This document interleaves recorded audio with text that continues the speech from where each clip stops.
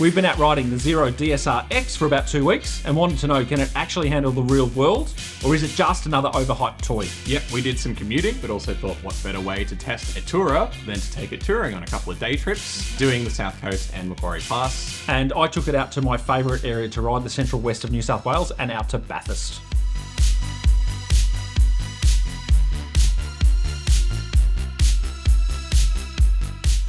So this is a bike that is fun and surprisingly simple. I don't know about you guys, but when you hear electric, you immediately think of overwhelming amounts of technology, sensors everywhere, lots of stuff to hold your hand. Absolutely not. This is pretty raw for a sports tourer, and lots of power too. So much fun to ride on the road.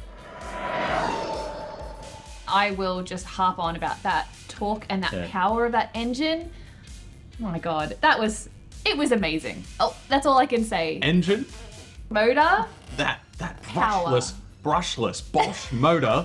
It's the equivalent of about a 100 horsepower bike, apparently. But honestly, 229 newton meters of peak torque is insane. That's more than my car. And you feel it, like it is such a torquey motor. It's incredible. So I found it sporty and dynamic. And it was very much like the BMW S1000 XR in both looks and performance. It's certainly a unique look. It's got a unique look to it. But it's a unique brand too. And Yes. if that's important to you and you want to stand out from the crowd, this is something that not only is it electric, but it's also a brand that people are going to go, ooh, what's that? Now, the powertrain is Bosch. And Bosch has been proven for, 200 years or something? Yeah. This power plant should have great longevity, arguably better than a petrol-powered motor. It's brushless, there's not a lot of contact through the motor, and the battery has several cycles it can go through before it dies. So if you're buying this to do lots of Ks, you should find that it's going to be quite dependable, quite reliable.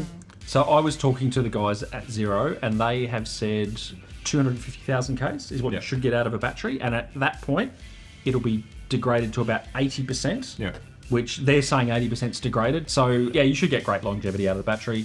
And if we're talking about the battery, just in terms of per charge, it's a hell of a lot better than any electric we've ridden so far. I would say for me, if I ride for about 40 minutes in traffic, I only used up about 8%. Yeah, okay. So in traffic, it uses less battery than if you're sitting on a freeway doing 110. And that comes down to the regen, which kicks in if you release the throttle, depending on the mode. And that's where the customization in the app is really handy, because you can customize how much of those regen brakes you want to kick in. Because putting it, I think we had ours at like 90%. It's a hell of a brake. You don't need to use your actual brakes barely at all. Like almost stronger than slamming your rear brake on it. It really shunts you backwards. It does, yeah. I found that it handled very much like a BMW GS or any sort of R-Series BMW because of that low center of gravity, which is surprising because it weighs 247 kilos. So it actually weighs more than a lot of boxes. Yeah, which I was nervous about, but That does not feel heavy. it does not feel heavy at all. It's so balanced. Even off-road, it feels lighter than a GS, despite what the figures will tell you, because the weight is so centralized right underneath you. It doesn't feel cumbersome. Yeah. And I tell you what, the off-road nice. traction control mode and a little bit of, planning your route was actually really good. Really good off-road, surprisingly good, considering you have no gears and no clutch control. And road tyres. Yeah. On this one. Yeah. You're not buying this bike to go off-road all the time. Yeah, no. It's more like you can take it on a gravel road. I think that's more what they're trying to market That's it what for. most adventure tourers... Absolutely. This would probably do some hardcore adventure riding. Absolutely. But you need to be a skilled Right. rider, and I'm definitely not. Filtering, Teeves. Look, I think the best thing, and I find this with any electric bike that we've had, filtering with no clutch is so good. It takes a bit of getting used to, but it's great. And even though it's quite a big bike, I would say, it feels wide. Filtering, as long as there's enough room, it's pretty great with that balance as well. The standard rider modes that are with it are perfect. They work really well. Because it's got quite a few modes. It's got Eco, Standard, Sport, Rain. Rain, which I didn't try Rain. Canyon. And Canyon, which I think is Canyon the customizable one that you can then adjust. Yeah. So I was really happy that we could do our own customized mode, that you can adjust things like power, braking regen, neutral regen, torque, maximum torque, all that stuff. Yeah. You can dial it into wherever you want it. When I was coming back on the Central West, I was wanted to test out how long the battery would last. So I turned regen right the way up to 100% and got fairly good range, and surprisingly got a lot further than I thought I was going to. Yep. But then at the same time, when I was ripping around those country roads, turn that regen off and just let it just ride, and that was great fun. So guys, what do you think about the adjustable windscreen? So cool. Yeah, it's good way to adjust it. Props to the engineer. It's designed to be used with a gloved hand, which I think is something that a lot of people, when they're designing a bike, forget to think about. Now, one thing that I really liked was the TFT, and I love the fact that it was simple and clear, but I love the fact that it's got this customizable quadrant setup. What the hell is a frunk? The frunk. Well, that would be the front trunk, Ross. Just behind the panel for the charger, there is a frunk. It's small, but it's versatile. I was like Echo Base 1, I had my phone and the GoPro charger, and I had my wallet in there at the same time, and it just closed. It's worth mentioning, though, that the bike we had the optional power tank, which made charging time a little bit quicker. So normally that would be a bigger space. So the other thing I like about this bike is that it's very logical. They've kind of nailed that full-on sporty feel as well as the relaxed kind of ambience that you get with an electric bike. So the suspension, I thought it was really good. I thought it handled really well, and it is adjustable suspension. Manually adjustable, yep.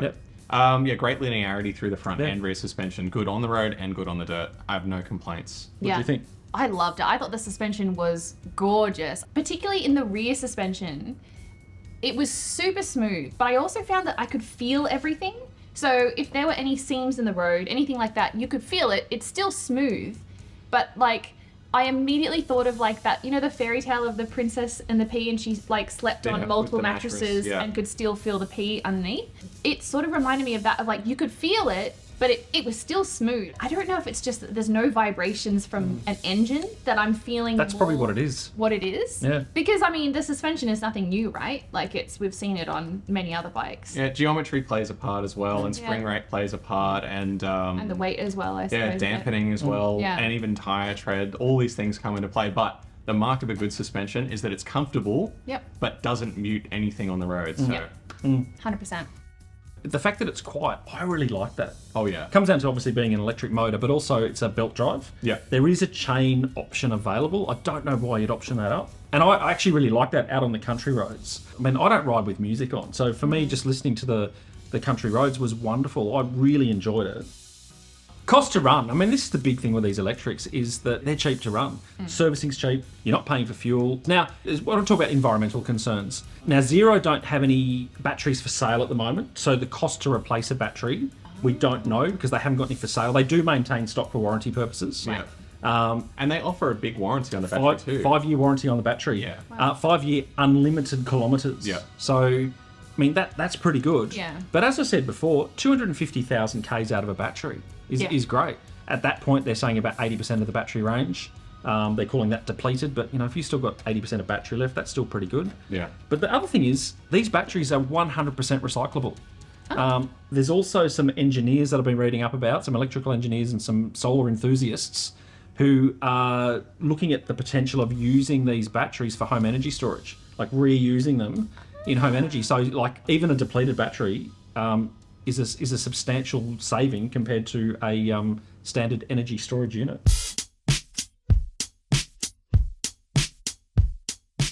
I found myself looking for features that other bikes in this category have that this bike just doesn't have. So what features in particular? Lane keeping assist, radar guided cruise control, adjustable cruise control, navigation built into the TFT, and separate menus, and electronically adjustable suspension. Now, I'm not a snob, and I don't really care about electronically controlled suspension. However, in this bracket, with the big guns and all these other brands, they all have those features. You kind of need it. Electric windscreen, same thing. And speaking of the windscreen, let's get in there. I like the turning wheel. It was good. I like it. Yeah. But I had it maxed out and it was hitting me like the wind's hitting me here. So I actually had the windscreen wound down. Yeah. Now, it's worth pointing out you're 6'5". Yeah. Okay, I'm 5'9". It hit me as well. So even having it all the way up, I went, nah, that's not going to work. So I wound it all the way down as well. Yeah. One of the issues that I had with this bike was the build quality. Yeah, absolutely. Yeah, certain parts of it didn't feel premium. And you're talking about a bike that the price is up there. Yeah. I would expect just a little bit better quality, like switch blocks. Yeah. You mentioned that the charging... the flap for the charger is so flimsy plastic. Didn't feel premium. It's very hard to compare this bike to a petrol-powered bike in the same price bracket. Yeah. Because you're talking about an electric. Yeah, I mean, petrol bikes have had 50 years to refine themselves. Yeah. This is brand new. I will say that the motor and the battery look really cool. Look impressive. But what surrounds it is a little bit underwhelming. Yeah. So let's talk about the price. There's a new pricing just announced, 43,995, I think it is. Yeah. It's an expensive bike. It's up there. But you are reducing your servicing costs substantially. Yeah. I mean, servicing comes down to brake fluid and adjusting the belt. Like, that's pretty much it. You've got a fair saving there in terms of servicing, I would assume. But I think also when you talk about like comparing, I think the Harley electric is sitting at around... The Livewire, Yeah, I think that's around the same price. But yeah, it's a hard bike to compare, but also you can't help but compare some elements. Like, Absolutely. But if you're comparing it to another electric, the Livewire is probably the one to compare it to. Yeah. And they're about the same price. Yeah. Yeah. Okay, so looks. Very subjective thing, I know, but to me, very angular. Very angular, very blocky angular. I'm not a fan. I showed my family the other night and they came around the corner and their first reaction was, oh my God, what is that? Because it's so blocky, and I think they were expecting quite a, like, smooth lines, and actually the street line, which is more their road line bike, it has much smoother lines. It's smaller, it comes in red, which is much nicer than the colors that we have for this. For the DSRX, it comes in the black, which we had, and tungsten. It's not for me. Yeah. Yeah, it'd be nice to have some bright colorways on Just it. something fun. Yeah, Give us a yellow bike. Yeah, I mean, electric's kind of synonymous with standing out from the crowd, so embrace it. Yeah. Absolutely. Cruise control. I think we all struggle with the cruise control. Yeah. You couldn't adjust it up or down. No. Yeah. And you can't resume either. Yeah, it's just one button, right? Yeah. So it's hold to turn on, press to set, and then press to turn off. Yeah, and that's it. It's an electric bike. You'd expect to have those other electronics nailed. The big issue that I know everyone's going to bring up is range. I think that's the big deal breaker for it, is like, I'm just not organized enough a person to have an electric vehicle of any kind, because I don't have a wall charger, I don't have a garage, so I wouldn't be able to charge it at home, and we don't have one at work. Now there's one other problem if you have a pillion. When we picked up the press bike, we got a big heavy bag with adapters, charger cables, everything you would need to charge the bike. Can't carry that and a pillion at the same time. Yeah, it's too heavy to go in a backpack. Yeah, So you'd need a top box off the back of the bike. Yeah. Yeah. Or a tank bag or a saddle bag or something, but yeah, it ain't light. And when you don't have those chargers and adapters, things can get pretty interesting, which happened to me. This is my fault, okay? So I went with a pillion, I didn't take the chargers with me. I looked at the PlugShare app, I saw Type 2A. I thought, oh, Type 2, that must be right. No, Type 2A is different. If I had the adapter, I wouldn't have that problem. But I had a pillion, I can't take the adapter as well. I just didn't think of it, right? Yeah. I get to Mittagong Motel, they have a Type 2 charger, but you need to bring your own cable. So I needed to get rescued from Mittagong Motel, back to the place in the Southern Highlands. Then we called a friend who had the Type 2 cable, got the cable from their house, came back, plugged it in. After an hour, it had charged up to 78%. It charged me $17, which is more. Ooh, wow. Yep, which is more than it would have cost for petrol. Had to take it back to the place in the Southern Highlands, park it up. A friend came and picked me up to take me home. He had the charger in his car. We charged it overnight. I got the train from Oh my gosh. Sutherland to Mittagong the next day, and then I got picked up, and then I got the bike, and then I rode it home. So that's a lot of work if you stuff up and you don't plan. Yeah. Ross planned. He got to Bathurst and back fine. So do with that information what you will.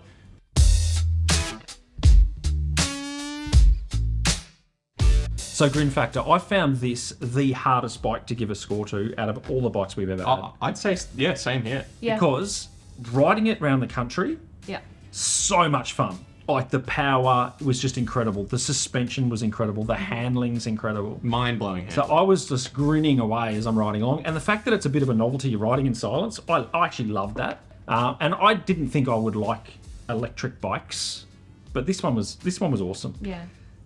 But you can't get away from the fact that in Australia, our infrastructure and infrastructure network is probably not quite where it should be. Yeah. The guys at Zero said, mate, download this app, and it was the Plug Share app. That did not let me down. The fact that you can charge up in Tesla charging stations is great. Yes. So Teagues and I did a big day. I was heading out to Bathurst.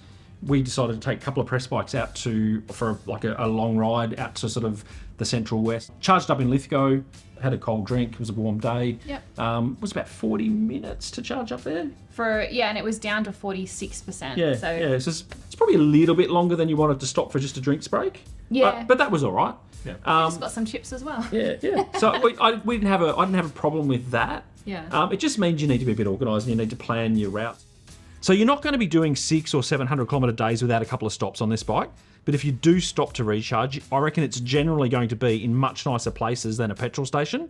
So taking that into consideration, it's a 7.5 or an 8. But pure riding, 9.5. Could even be close to a 10. It was so much fun. Yeah. I will say, you said that this is the most difficult one that we've had to review. The other one that we had significant problems with was the other electric that we've had, the Super Soco TC Max. For a similar reason. The range was not good. It was all to do with the battery, charging battery range. If I'm talking about grin factor, I was grinning every time I was on this bike. I would give it a 9.5 for that.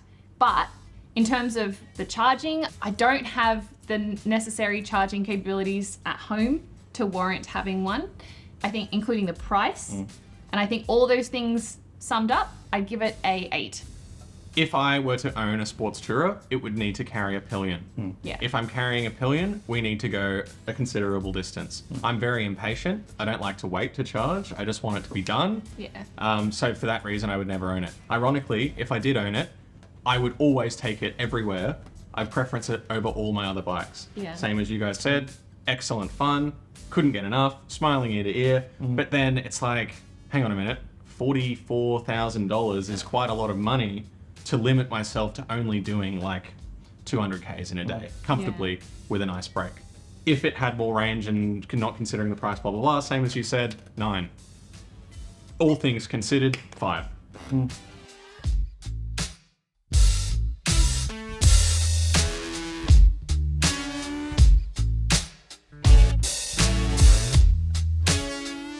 We've ridden a few electrics now, with a few more coming up this year, and this playlist over here has some more videos in this growing category.